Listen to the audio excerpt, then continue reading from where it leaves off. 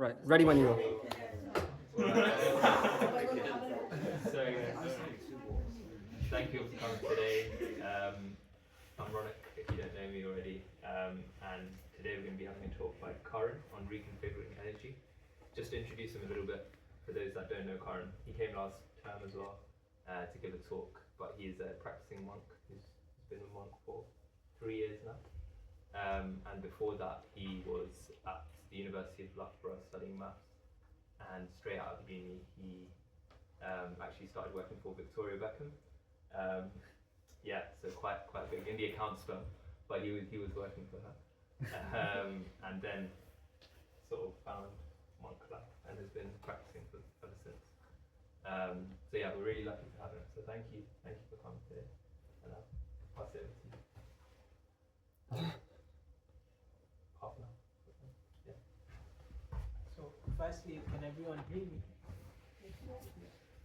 Great. So, thank you, Ronak, for the introduction. Ronak messaged me some time ago and asked me to share something with you all about reconfiguring energy. So, if the talk does not match your energy level, you can just blame Ronak.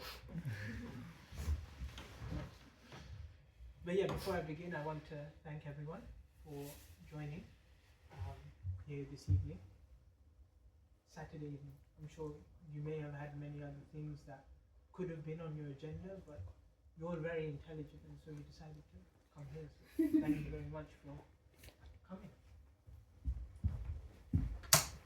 So like Ronak mentioned, for those of you who may not know me, I think some of you know me. I recognize some faces, but some faces I don't recognize.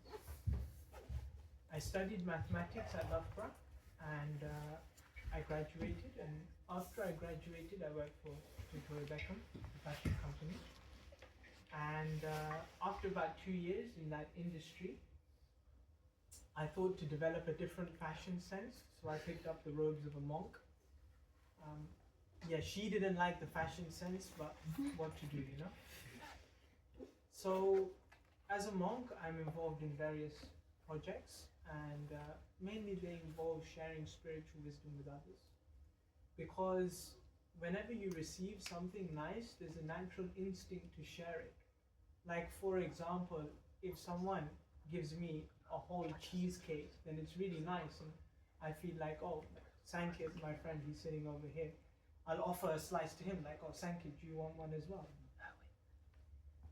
I like him, but I would have had the whole cheesecake, but because I don't have that kind of space, I'll naturally offer some to Sankit, because he's my friend, and I like cheesecake, it's a nice thing, so I want to give it to others.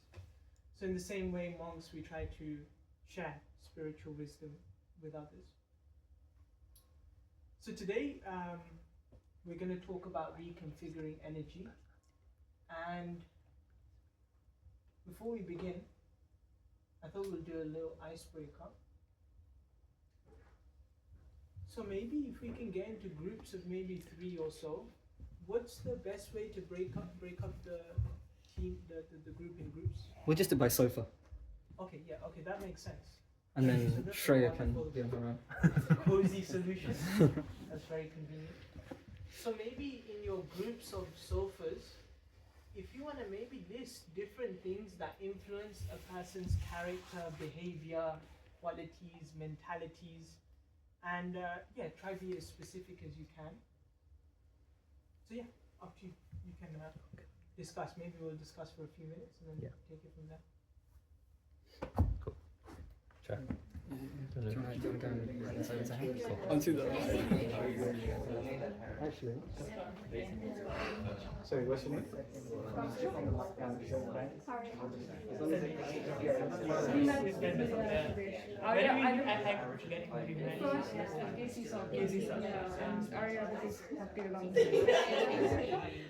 And thank you. I came with okay. just to support.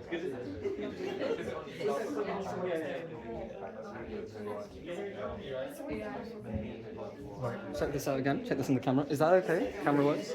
What, the camera? Yeah. Medical. Should we? Brilliant. I'm going to go and sit next to Shreya. Okay, cool. I remember your drawing of the heart because it just kept coming back to me even after the event. And that was just your drawing. The icebreaker. If I would say one word, that would be information. Because information to people, information to your karma, information. I've got no one making. Yeah, exactly. So any kind of information coming through people, books, content that you watch online. I guess that's and, yeah, but then just based off of something you said before, there's also some particular karma that you come over with, like there's some particular inclination to being a particular way, and that's your.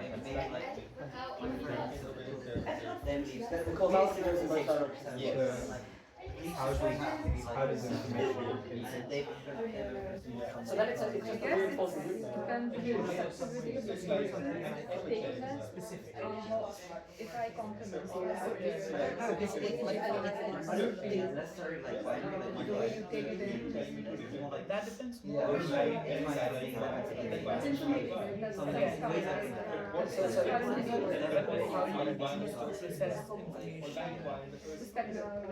yes, perspective is I would say view this particular piece of information is perspective. Perspective is transparency and the company is around. I would say information itself is not the deal breaker, it's the way you process it, which decides, that decides your reactions, that decides your character and behavior.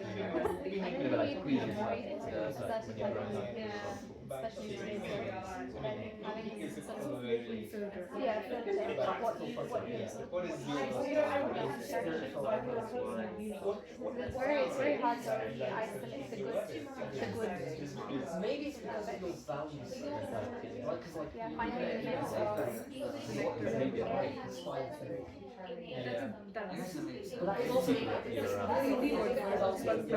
But that is also probably choosing the evil to the nectar over the poison in information in your environment, in the people around you. Even choosing to become the networking, right? How they do the nectar around you, everybody is, yeah. That willpower, I don't know where that's from. That's like a broader thing.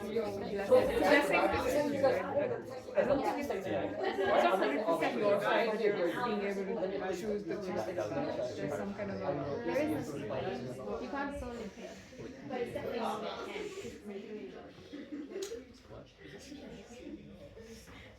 So there's various things that influence us, and I want to ask you to share maybe one or two things that you discussed in your group. But maybe I thought I'll share something with you just to kind of start the ball. So when I was at university, the people around me influenced me.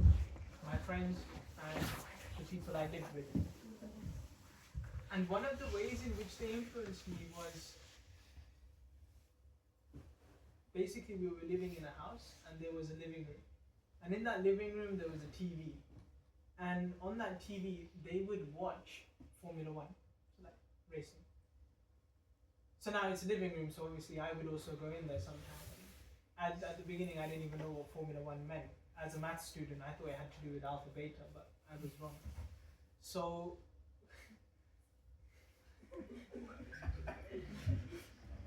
then they were watching this racing, right? And like, so they're racing around, and then I knew that you go to the side and you change your tires. So the guy went to the side, he changed his tires, and then he just stopped there for like 5 minutes. And I was completely confused. So I asked them, why is he just stopped? Like, did his car break?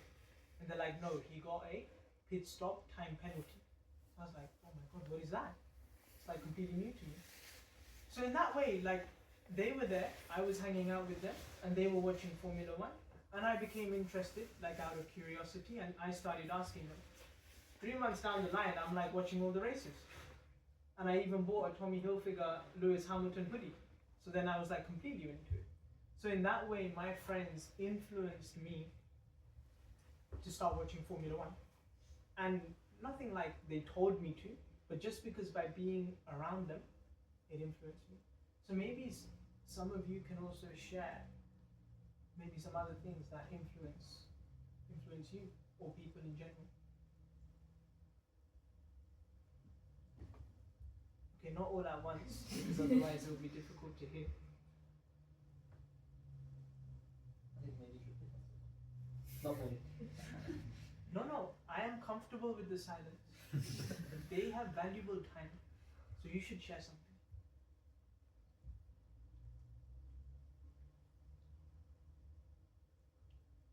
Do you want me to pick the ice? Yeah, that's Okay, the point so- of the icebreaker. Yes.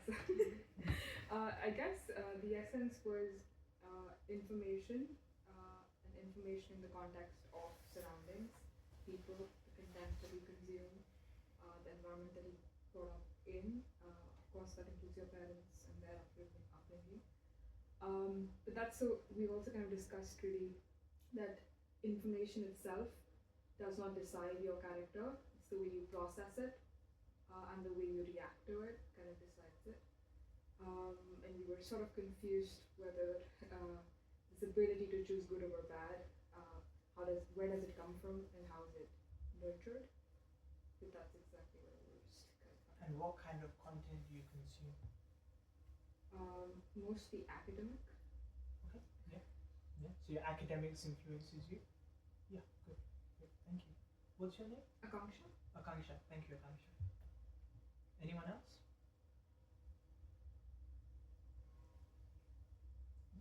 Yes. I think maybe for me, like my friends at school, they probably influenced my hobbies in some ways.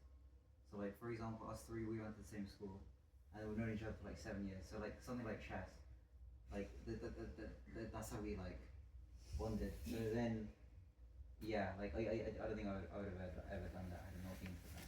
And also like I'm sure there are many ways in which my character and behavior also be influenced, but like I wouldn't necessarily be aware of them because if they just happen slowly over the course of years, and then maybe eventually I'm a different person, but like I never really noticed when that change happened. So you're saying some of the influences are sometimes undetectable or happen over a long time and therefore cannot be seen in a vivid way. Yes, thank you. Anything else? Yes, thank you. I used to like never really think much about cheesecake, but then I met someone who really liked cheesecake, and I kept hearing about it all the time, like, all the qualities of cheesecake, and then yeah, somehow I tried it, and now I also like it. Maybe not, but Yes. Again, people around us, right? Sundar, did you want to say something nice?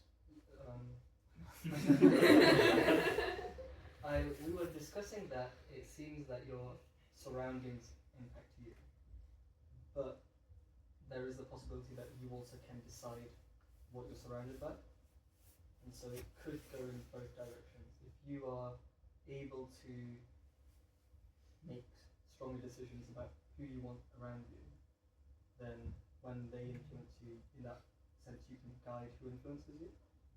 But sometimes people who might not be as strong-willed may just be influenced by their surroundings. And what is your surrounding? Like, give me something specific. Yeah, You so talked about people. People, the kind of actual atmosphere. So if you're, surrounded by, if you're in a very like not clean place, not so organized, Okay. so the actual physical space. Okay. But Physical space. then also just anything that you take in. So the thing I'm seeing, like what kind of content I consume on social media, Okay. So what social kind of media. sounds I hear, the kind of food I eat. So any kind of intake that goes in through my senses has some influence on me. It pushes me in some direction. And then, depending on how strong-willed or not strong-willed you are, you can influence how much it influences you. Yeah. Good. Thank you. So yeah, there are various kinds of ways in which we're influenced. Like some of the ideas I had is like the food we eat, right? Like if after having a very heavy meal, maybe full of fat and oil, it has an effect on how one feels after that meal. It could result in some perhaps lethargy or drowsiness. On the other side, if someone has like a wholesome salad with like lettuce and pineapple perhaps, and maybe olives, and they don't go together, but different salads. And I don't know, maybe feta cheese or something. And I'm sure you're all hungry now if you weren't before. But these foods also have a more of a uplifting, nourishing feeling. And after that meal, one feels in a certain way. And the same thing about, for example, TV shows. Like if you watch some horror or gory movie, then it may affect the way you feel after. But if you watch something like a nature documentary, then that may make you feel in a different way. And I also had our friends, but I think you guys all kind of got that. So I wanted this to be very applicable in our lives. And so what I thought would be helpful is for us to do a personality test. Because in doing a personality test, we get to uncover parts of ourselves which perhaps were already there, but maybe not so clear. It can help us perhaps rediscover certain aspects of ourselves, which some may be good, some may be not so. So what we're going to do, we're just going to pass this round, and we'll give you a pen. Hopefully we have enough, and maybe you can fill this out. Yeah, I'm just trying to take one.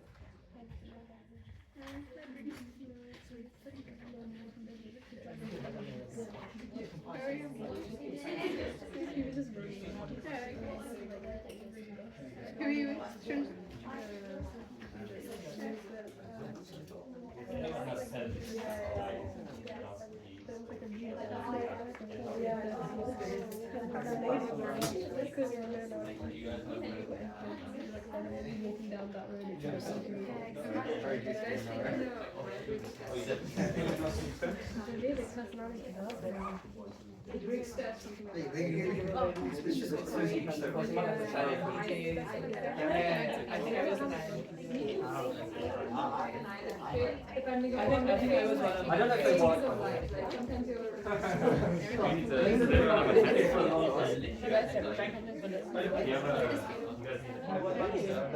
Go ahead, go. Why don't you fill in that? Take a picture. I've seen It's an interesting answer. before.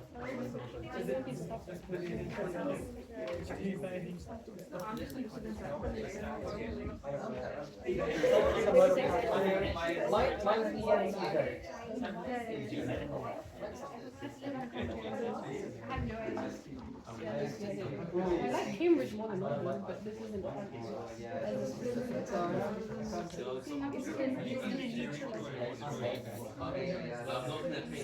I actually don't know. I don't know. I've never been to the country. The country has like a thousand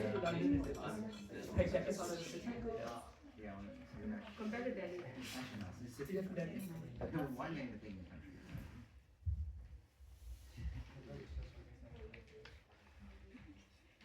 An extra pen. Fruits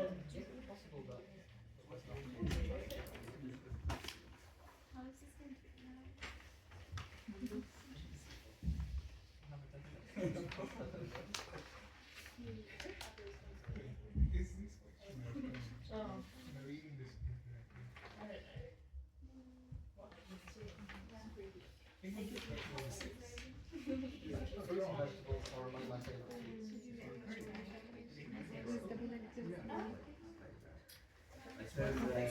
You turn to the question, don't worry, you just answer the question. It'll become clear when you turn it. It's done very well. It's very mathematical. Yeah.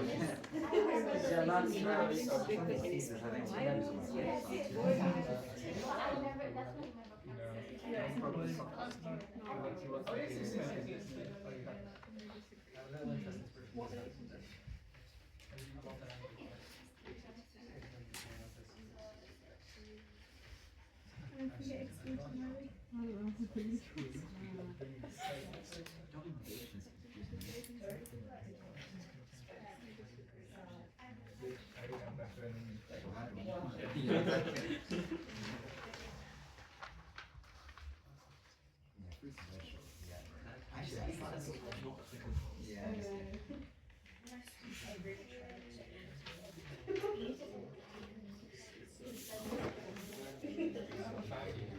Yeah, exactly. That doesn't work. What is self-control? Not yet.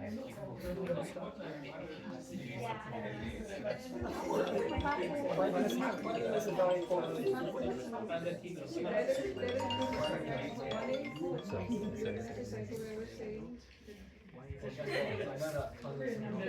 I think by self-control, the control you have over yourself.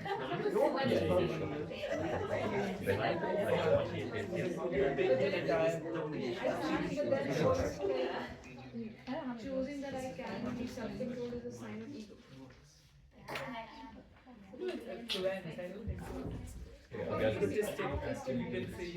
As long as you don't like clarity,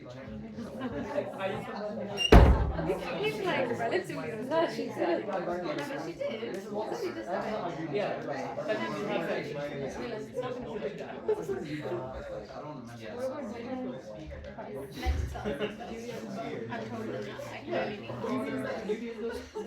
So guys, 3 minutes left.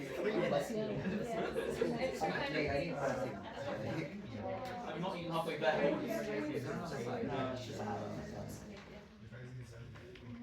It's a test. Wait. It's a test. 30 seconds. No, I said 3 minutes. Oh, it's really? Oh, cool. He was scaring us. He was telling you that we have no time. No, I said it's a test, so it has limited time.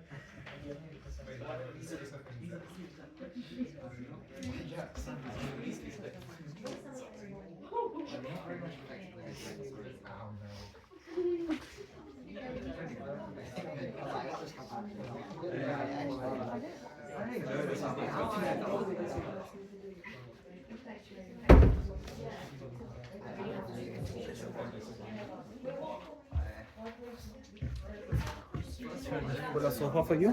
Sorry.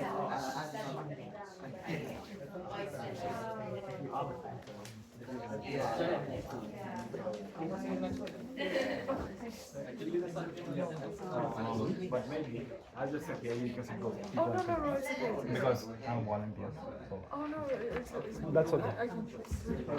No. You go and sit there. That's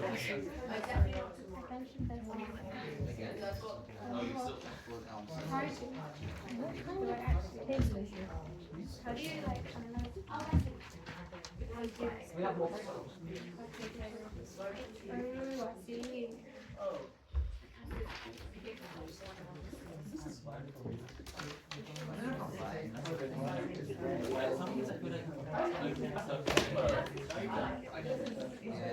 Oh, why did I? Someone's used that.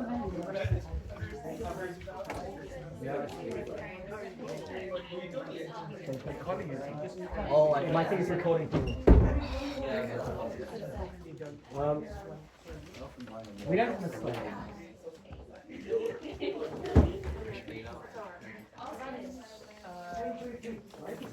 So did you get mine? So you can just start whatever.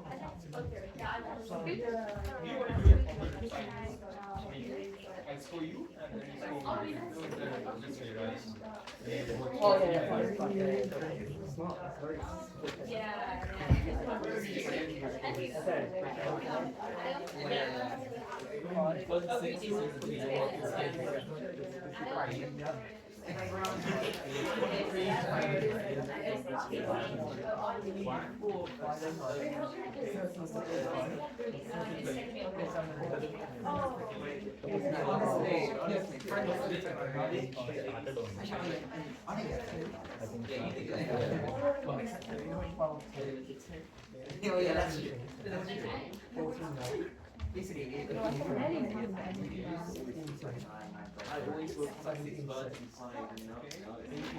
An hour today was 4.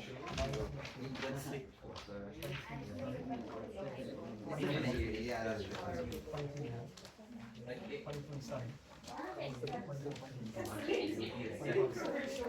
Now it's I sleep. I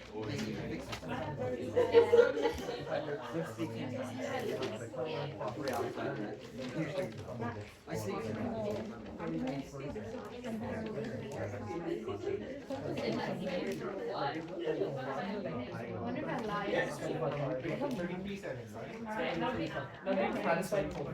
Yeah.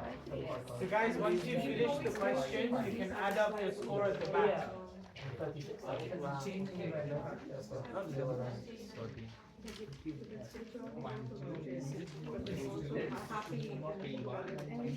can barely read. Can you even read that? The pencil's broken.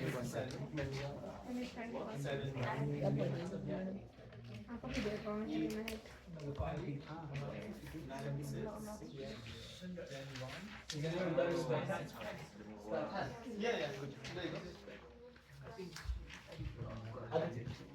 This pencil is broken. I barely struggle through it. Sorry. Oh, I thought you were asking for it. Oh. That's okay. I'll laugh.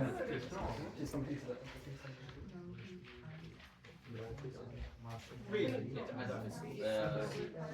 One's actually 6. Yeah, I Oh, read you it wrong. suck. I read it wrong. Oh my god. Circle it. Yeah, yeah. I read it wrong. That's true. Yeah, I was reading it more. It's probably like 9 is 6, 10 is 1, 11 is 1, 12 is 7, 13 is 2, Hey, wait, hold on. I'm counting. I'm adding different things every time I 14 is count. 5, 16 is 2, Wait, let's go again. 17 is 7, 18 is 7, 19 1, 21, 21 1, 22 5, 23 1, 24 1, 25 7, 26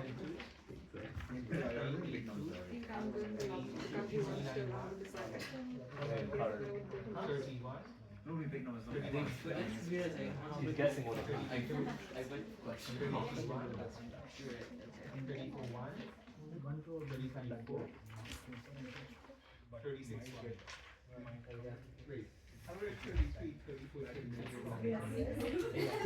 33.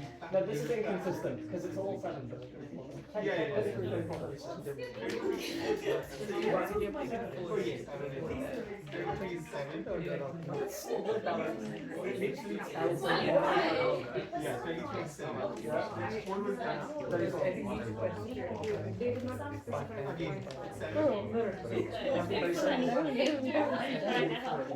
I'm pretty sure I lied. I told you.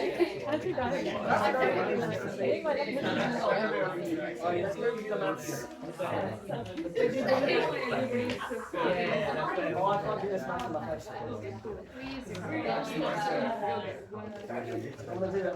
I lied because I feel like my numbers should be higher. No, I think my numbers should be higher. This is goodness.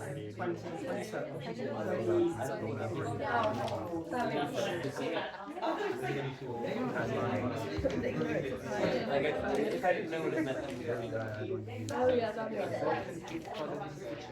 Oh yeah. That makes a lot of sense. Doesn't that make sense? That makes a lot of sense. Oh, I read that wrong. I bet. No, but these two are very similar. I know I lied. 4, 7, 10. One day we got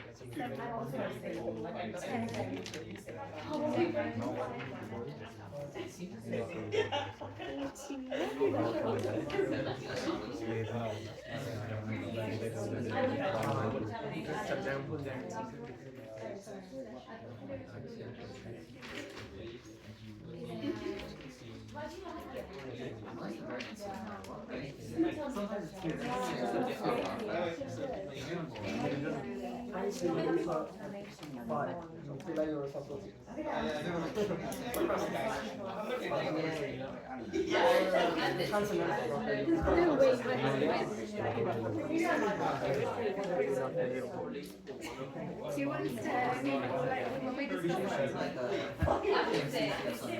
I can't say. So that was not what it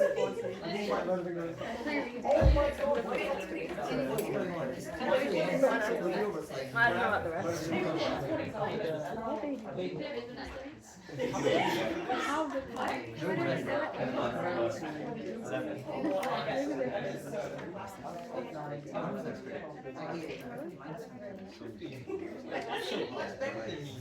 Oh, plus one. I'm ready. It doesn't mean anything, but I could just lie on the stage. I know there are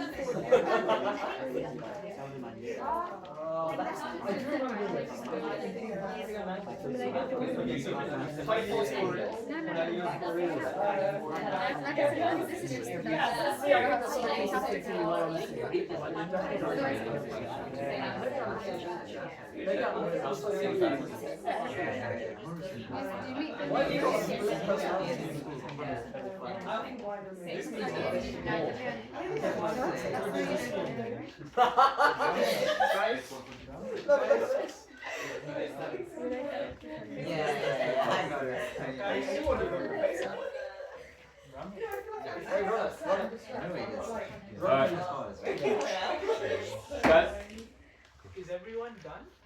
Everyone's done the quiz? Okay. So keep the pen and paper with you, and we'll come back to this and exactly what it means. So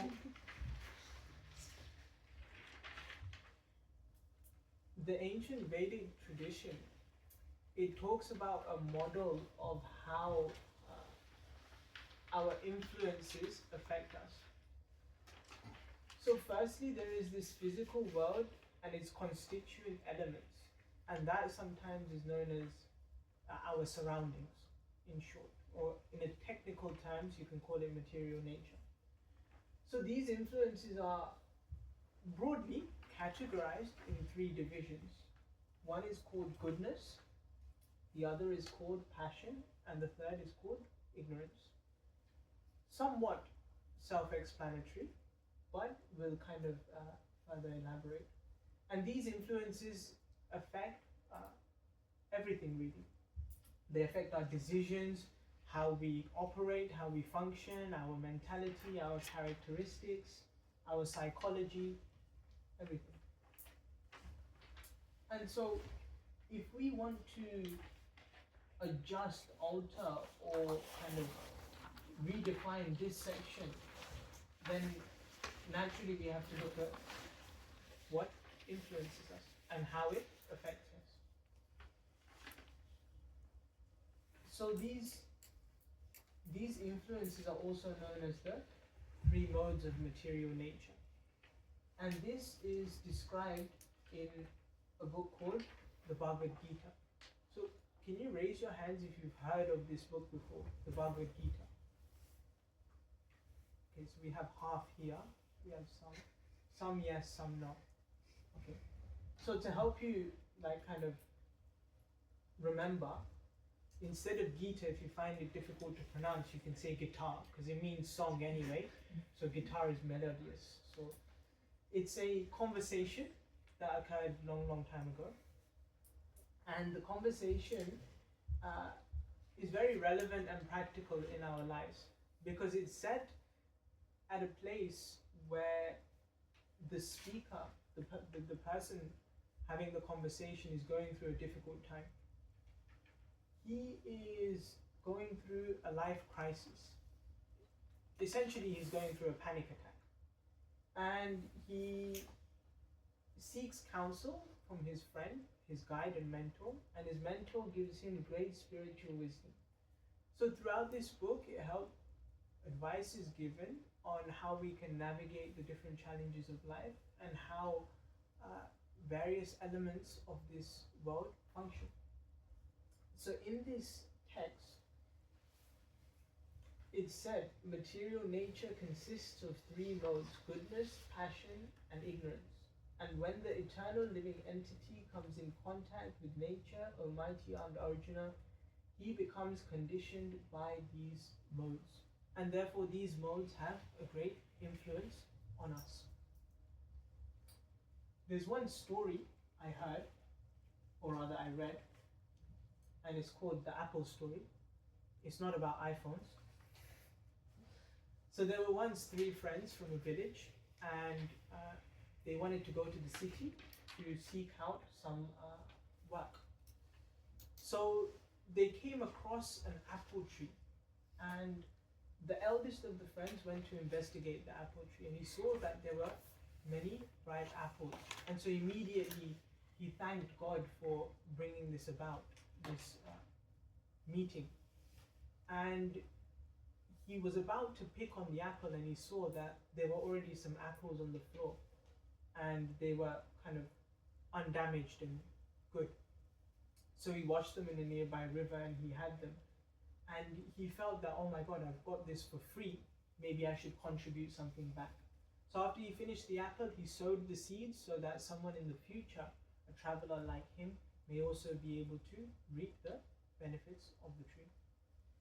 So then his friend also thought, let me go to the apple tree. And so his friend, he took an apple, and he thought, oh my God, I don't have to pay anyone. This is great. I'll not just take one, but I'll take a few. I'll go to the city and sell them. And he also chopped down some wood so that he could make more money. And the third friend, he also went to the apple tree, and he got reminded of when he was a child. When he was a child, he tried to sow an apple tree, sow a seed of an apple tree, not the tree itself, tried to plant the seed. But for some reason or other, his endeavor didn't fructify. And so he felt some sort of revengeful mentality in his heart. And so he wanted to get back at the apple tree. And so he took the apple, and he didn't have the ability to distinguish which apple was ripe and which apple was sour. So he thought, I may as well just pick the one that's closest to me. So he picked the apple. It turned out to be very sour. So he was completely disappointed. He felt it was unfair because his two friends got nice apples and he was stuck with the sour one. Even when he tried again, he picked the second closest to him, it was still sour. So he was frustrated, and he thought, let me destroy this tree. This tree is no good. And so these three friends, even though they approached the same situation, same tree, they all had different approaches. And so the first friend represents the mode of goodness. And the characteristics of mode of goodness is that one prioritizes their long-term goals over short-term stimuli. Like, for example, you're all studying, and you're focusing on your studies because you have a long-term goal of achieving a qualification, your degree from Cambridge. If you're like Ronak and studying medicine, you aim to be a medical practitioner.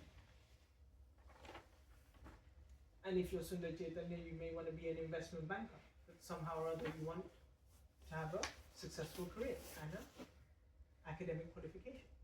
So this may be your long-term goal. Now, if you're like me and you love cheesecake and you think that instead of studying, let me just have cheesecake because it tastes good in the now. You know, they say live in the present. So let me live in the present. So in that way, someone may prioritize their short-term enjoyment rather than their long-term goals. But mode of goodness is where we prioritize our long-term goals. It is motivated by purpose and knowledge, is well thought out, well reasoned, and one is clear about why they're doing what they're doing. And they're also sensitive. They're mindful about how their actions affect others around them. And therefore, this form of the state of being, mode of goodness, results in long-lasting happiness. That is the first friend. The second friend is said to be in the mode of passion. And this is characterized by many desires. They may pursue a certain object or thing in life, and even after achieving that, they want to further progress, further possess more, further achieve more. And in those possessions and achievements, they never end. a person who is in the mode of passion, their only goal is the result that comes from the endeavor. Like the person picking an apple off the apple tree, his only ambition is to achieve the result of his endeavor, which is the fruit. So he is not so concerned about the environment. He's not so concerned about maybe the others around him. There is a strong drive for creativity and innovation, for production, for making something new, for achievements, like that. And such a person is motivated by short-term pleasure. And this results in a immediate high, but at some point there may be a what is it called when you get drunk and then you have the next hangover? Thank you. It's been a while. So there may be a hangover effect. Like that. And the third person who kind of represents the mode of ignorance, which is characterized by the easy way out, the path of least resistance, irrespective of its consequences, irrespective of the motive and purpose. Such a person does not like to take responsibility, does not like to take ownership of their actions, and very easily procrastinate. I know at least when I was studying, I did a lot of procrastination. Such a person also has self-destructive behavioral patterns, like carelessness and cynicism, and this results in depression and rejection. So to help us better understand these influences, I've got this table here which describes how different things can be categorized into these: ignorance, passion, and goodness. So even when sleeping, one can do that in different ways. One can do that in the mode of ignorance, in the mode of passion, in the mode of goodness. So if one is sleeping like excessively late, then that may be considered to be influenced by the mode of ignorance. Or if someone is sleeping unregulated or too little, then it can be considered mode of passion. Goodness is regulated early riser, like that. In studying, procrastination is ignorance. Passion may be like last minute revision, trying to cram everything in 24 hours before the exam. And goodness may be, I actually want to learn. I want to develop my skills. Even driving, how many of you drive here? Okay, so those of you who don't drive, you can look at the next one. I'm joking. Even driving can be done in the mode of passion or ignorance. If you're driving too fast, then if, for example, I'm driving and I think I'm racing in Formula 1, then that may be a bit too passionate. Goodness and ignorance, like that. Even our environment, if things are not put away nicely or very unclean, maybe the dishes have been left for like 3 days, then that can be considered mode of ignorance. And if our environment is, tidy, clean, refreshing, that can be considered mode of goodness. And these influences also affect our spiritual lives. So these modes of material nature, they influence everything around us, and they come in various degrees. So it's not discrete that it's either one or the other, but rather things may be of a combination. So when you have a look at this slide and you think that maybe I don't fit in any one of these exactly, it could be a combination. It could be that sometimes you're driving safe and sometimes you just want to beat the mug that's next to you. So maybe a bit of passion, maybe a bit of goodness. So things can be mixed. It's a combination. And so now, there's another quote from the Bhagavad Gita. Sometimes the mode of goodness becomes prominent, defeating the modes of passion and ignorance, O son of Bharata. Sometimes the mode of passion defeats goodness and ignorance, and at other times ignorance defeats goodness and passion. In this way, there is always competition for supremacy. And so what the Bhagavad Gita here is describing is that these influences, they can come in various degrees, in various ways. And when one supersedes another, then prominence of our actions is categorized by that particular influence.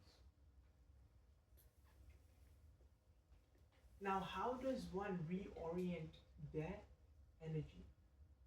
One can do so by cultivating and developing the mode of goodness. If one goes from the mode of ignorance to the mode of passion, then one will see natural benefits in their lifestyle and well-being. And if one goes from mode of passion to mode of goodness, one will similarly see an improvement in their lifestyle and well-being. So now, if you look at the back of your quiz or personality test, you'll see on the scoring page there's three columns. The first column, if you want to get your pen and write goodness,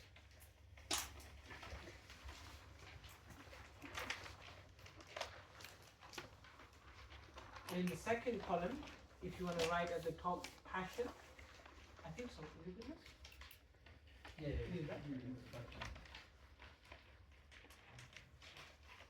And in the third column, if you want to write ignorance.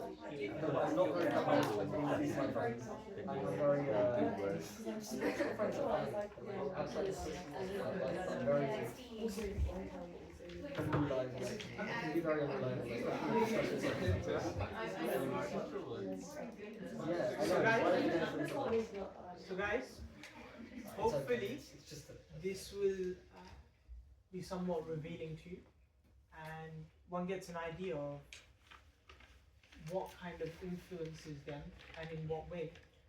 So now,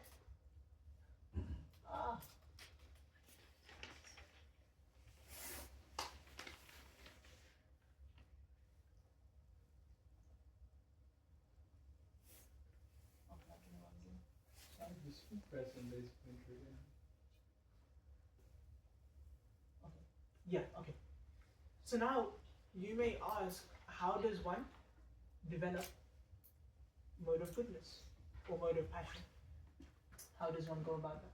So here I have some ideas on how we can develop habits that may be conducive for our well-being and spiritual life. So the first one is that we should be aware of the habits that may be having a negative effect, or for example the ones in mode of ignorance. If this is something that you want to perhaps diminish or eradicate, then first thing is we should be aware. They say that diagnosis is the first step towards a solution. And therefore, if we don't know what is there, how can we work with what is there? So first thing is we should be aware, and that comes through introspection.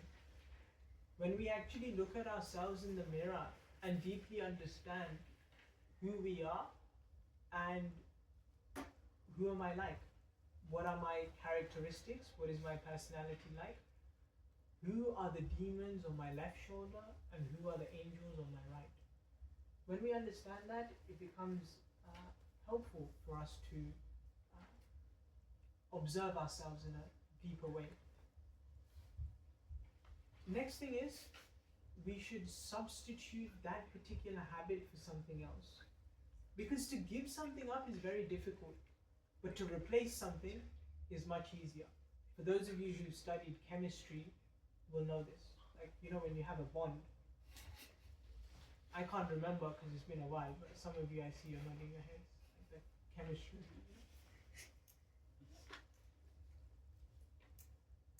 No, I can't think of an example. It's going back too many years. But I think you get the idea. Substitution is easier than eradication.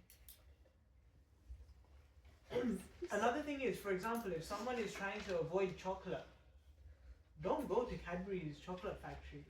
You know, it doesn't make sense. Then also envision, what does success mean to you?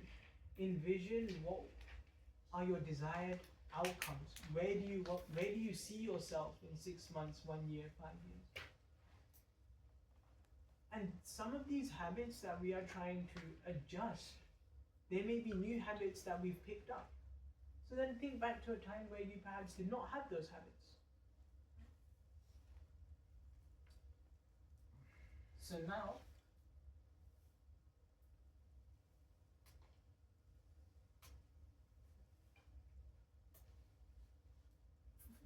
actually, I should have asked this at the beginning, but I forgot. Whose first time is it to Casey's Hall? Just raise your hand. Anyone? Just a few. Okay, cool, nice. Welcome. 30 minutes into the talk, welcome. Thank you for coming.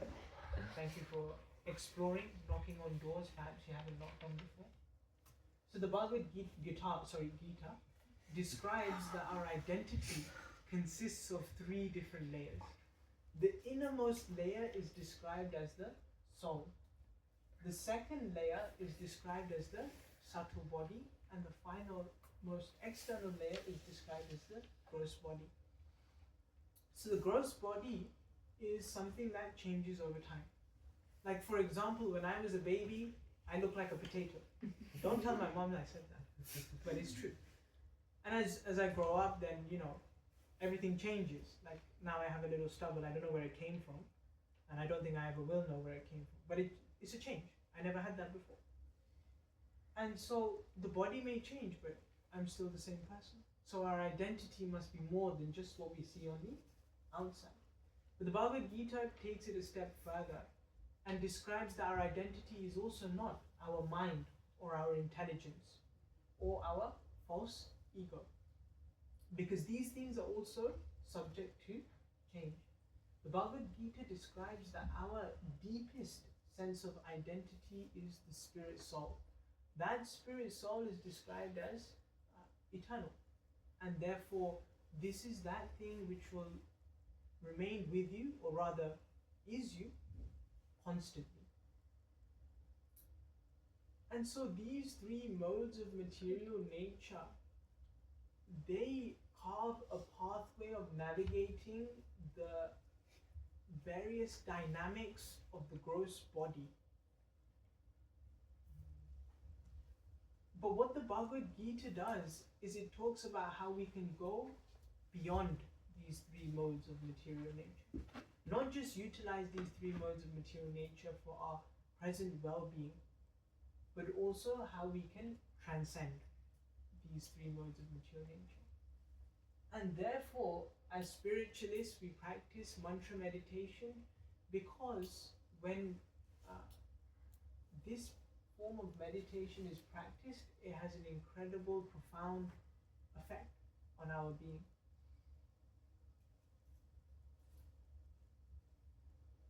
The word mantra consists of 2 Sanskrit words. First is man, which means mind, and the second is trayate, or to free. So mantra means literally to free the mind. Have you ever noticed when you want to focus on one thing that your mind sometimes goes here and then it goes there, and then you feel like the mind is going everywhere, only to then realize you're actually nowhere? Sometimes it happens, no? Maybe you're Cambridge students, so you have better focus than me. Many times my mind just wanders to cheesecake. You know? So the mind wanders, but mantra is an incredible tool to help ground the mind.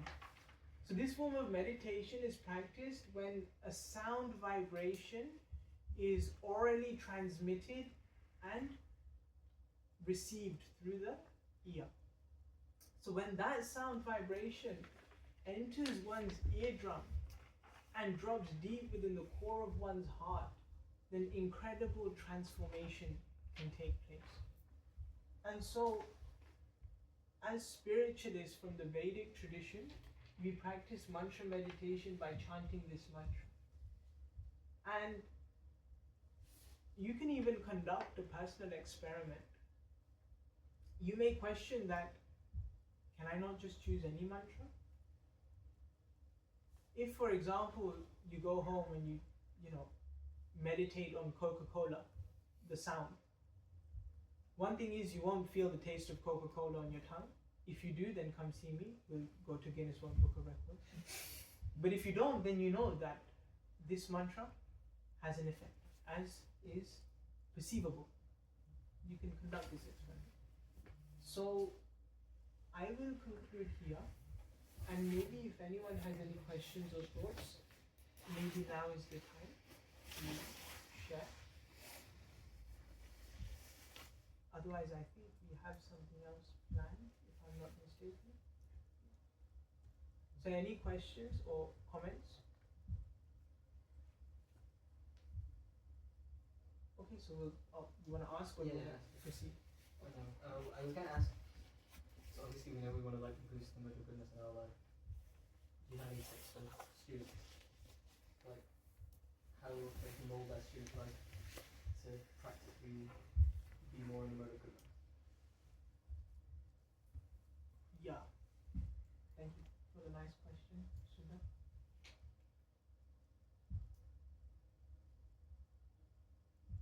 I would encourage students to understand the purpose of their actions.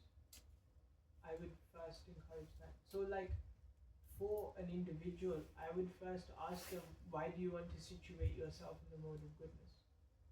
And then I would ask them, what does that mean for you? And how will that impact your life and the people around you? So when one has clearly visualized what success of their endeavor looks like, that in itself can serve as a motivation to develop change. But otherwise, many practical tips can be to things like waking up earlier, for example, things like eating healthy, things like hanging out with the right kind of people. Does that help? Motivation is a key factor in our pursuit of success, I would say. Can I ask another one as well? Yeah. Sometimes when people hear this, they might say, you're a monk, so you're trying to, make people develop more mode of goodness, but maybe that's going to take away their ambition or their drive. And so some people, especially those who are very much in the world, capitalists, oriented for material gain, they often have that kind of question of, if I become a spiritual person, will I not lose my drive or ambition? How would you answer that? So first thing is, it's not that spiritualists don't own anything. It's that spiritualists aren't owned by anything. That's not mine. I didn't make it. Don't quote me. You can quote someone else. If someone wants to achieve something, if someone wants to create something, then mode of passion may be inevitably required. And that doesn't have to be a downside. That doesn't have to be a downside. And therefore we should understand why we're doing what we're doing. Right? Now, if that creation is not necessarily going to positively impact your goals of life, then you may wish to question the necessity of passion in your life, in that framework. So in developing mode of goodness, same thing applies, right? So mode of passion may be required for the purpose of carrying out our duties and functions.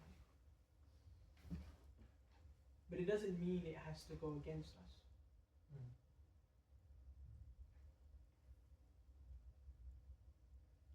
With that being said,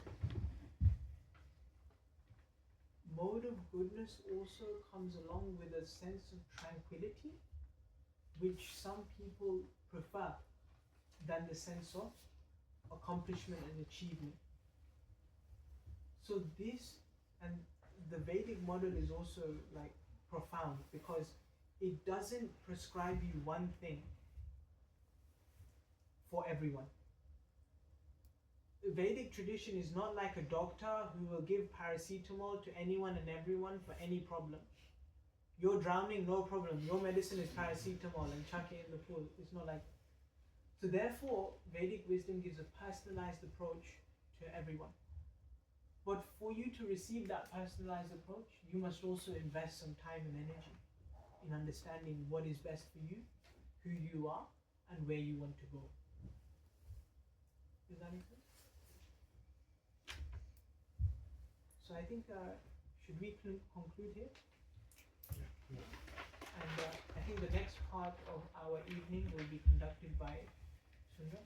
Is that correct? Just wanted to thank you for the talk, and everyone can just go around.